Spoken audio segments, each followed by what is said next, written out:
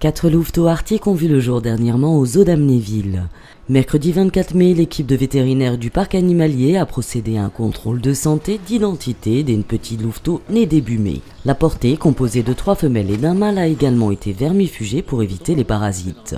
La meute amnévilloise de loups arctiques se porte à merveille, preuve en est les portées annuelles.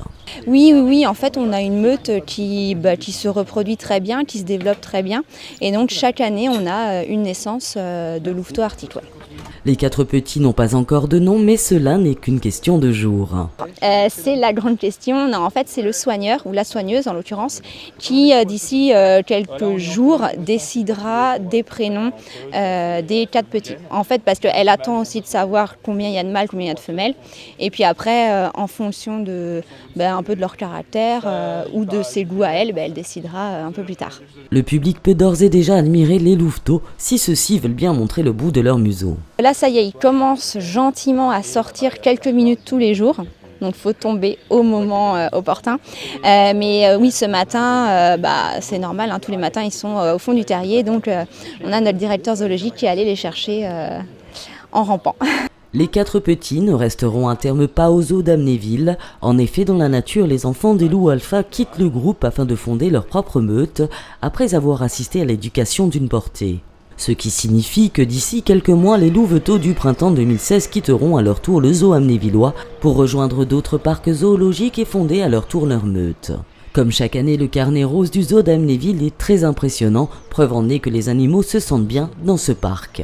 La liste est très longue, alors on a les ibis chauves pour citer quelques oiseaux, des manchots, on a eu les loutres asiatiques, beaucoup de rapaces, on a eu plus d'une dizaine d'oiseaux qui sont nés à la fauconnerie, donc c'est important aussi de pouvoir sauvegarder ces espèces un petit peu emblématiques de prédateurs français. Le rhinocéros évidemment qu'on a déjà discuté en courant avril, je suis en train de réfléchir, les petits singes, on a un ouistiti, on a des wallabies, voilà, il y a encore une grosse pouponnière cette année qui a déjà bien commencé. Donc un zoo où finalement les animaux se portent plutôt bien et se reproduisent facilement. Oui, évidemment. Alors après, tout est conçu pour ça. Le travail au quotidien des soigneurs, je le répète, parce que c'est mes équipes qu'il faut d'abord mettre en avant. Parce qu'évidemment, avec le travail qu'ils amènent, les animaux sont dans les meilleures conditions, aussi bien dans la conception des enclos que dans la nourriture apportée. Et ce travail au quotidien fait que les animaux se reproduisent très bien ici. Des équipes de soigneurs qui malheureusement ont connu ces derniers temps des accusations infondées sur la qualité de leur travail. Le très emblématique dos argenté Yaquenza est décédé subitement. C'est difficile encore d'en parler parce que c'est encore récent, ça fait 10 jours maintenant qu'il est décédé. On n'a volontairement pas divulgué l'information parce que c'était un peu une mort subite et donc on avait beaucoup d'analyses à faire pendant l'autopsie. Donc on a 3 vétérinaires qui sont ici au zoo et qui ont participé à l'autopsie. C'est un animal de 33 ans, donc il n'était pas du tout destiné à une mort subite aussi brutale.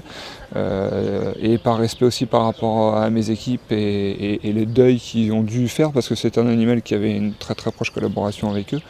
Les soigneurs étaient très proches de lui également, donc ça a été une période un petit peu difficile. Là, les rapports de l'autopsie commencent à venir régulièrement. Donc on a des nouvelles qui sont entre guillemets rassurantes parce qu'on savait que c'était un animal qui avait des problèmes cardiaques et on a découvert qu'il avait des problèmes cardiaques à l'autopsie évidemment. Donc voilà. Bon, c'est brutal, c'est dramatique, mais de toute façon, c'est un animal qui apparemment, vu la nature des problèmes, n'aurait pas vécu beaucoup plus longtemps que cet âge-là. Donc voilà, alors ça nous affecte particulièrement parce qu'il y a un débattage là-dessus sur les réseaux sociaux qui fait beaucoup de mal aux équipes parce qu'on a l'impression qu'on a voulu cacher des choses et qu'on fait des mauvaises choses, alors que non, c'était tout simplement du respect envers mes équipes et on voulait évidemment pas parler de ça sans savoir exactement ce qui s'était passé réellement, quoi. Le personnel du parc animalier amnévillois est soucieux du bien-être de ces animaux et s'attelle chaque jour à analyser le comportement de ceux-ci afin de prévenir de soucis de santé. Malheureusement, tout n'est pas décelable à l'avance. Le cycle de la vie d'un zoo, c'est autant les décès que les naissances, les départs que les arrivées. En évoquant les arrivées, vous avez sans doute entendu parler de la nouveauté 2017, à savoir la forêt des ours et des 2 nouveaux pensionnaires. Oural, le célèbre ours brun du parc zoologique amnévillois, s'est vu offrir un nouvel enclos et un compagnon pour le moins surprenant. Oural a déménagé, donc Oural est venu dans cette nouvelle forêt des ours, donc on a 2 grands enclos. Donc Oural cohabite avec un glouton qui s'appelle Vassil, ça se passe plutôt bien, donc 2 caractères forts, une première en France, ça s'était jamais fait, et puis une cohabitation qui fonctionne plutôt bien. Et à côté, dans le grand enclos avec la cascade qui traverse dedans, on a donc Sano et Nella qui nous ont rejoints, donc d'un zoo en Slovaquie. Ils sont arrivés le 3 avril et ils sont dans l'enclos maintenant depuis 1 mois et demi.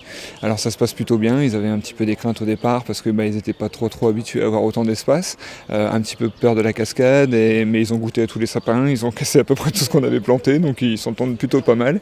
Et puis là maintenant la routine est lancée, ils rentrent correctement le soir et ils s'entendent plutôt très bien. Alors ce qui est bien, c'est que c'est un jeune couple d'ours qui est adolescent et qui auront la possibilité de se reproduire ici à Amnéville parce qu'ils font partie évidemment du programme de sauvegarde dans les parcs zoologiques. Et donc on attend des oursons peut-être dans quelques années ici à Amnéville. Vu l'acclimatation de ce jeune couple à son nouvel enclos, nul ne doute que les 2 ours viendront agrandir le carnet rose du zoo d'Amnéville.